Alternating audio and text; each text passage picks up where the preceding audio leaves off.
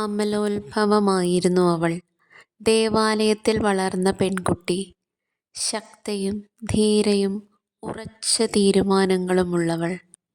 മാലാഖ വന്ന് ദൈവഹിതമറിയിച്ചപ്പോൾ അവൾ സധൈര്യം പ്രസ്താവിച്ചു, "ഞാൻ ദൈവത്തിനർപ്പിക്കപ്പെട്ടവളാണ്. ഇതെങ്ങനെ സംഭവിക്കും?" അടുത്ത നിമിഷം അത്യുന്നതനായ ദൈവത്തിൻ്റെ പരാമർശമാത്രയിൽ അവൾ സ്വയം തിരിച്ചറിഞ്ഞു. എളിമയുള്ളവളായി, "ഇതാ കർത്താവിൻ്റെ ദാസി." തൻ്റെ തുടർന്നുള്ള ജീവിതത്തിൽ അവൾക്ക് ഒന്നും പറയാനുണ്ടായിരുന്നില്ല, ഹൃദയത്തിൽ സംഗ്രഹിക്കുകയല്ലാതെ.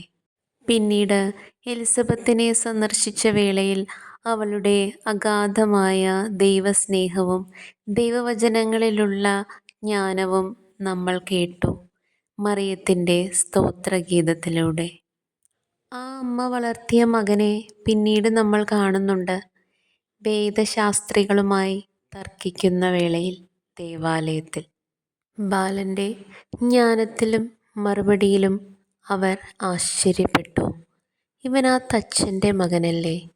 അമ്മേ, ദൈവമാതാവേ, അങ്ങ് വളർത്തിയ പോലെ ദൈവേഷ്ടമനുസരിച്ച് മക്കളെ വളർത്തുവാനും അവരെ ദൈവഹിതത്തിന് വിട്ടുകൊടുക്കുവാനും ഞങ്ങളെ പ്രാപ്തരാക്കണമേ."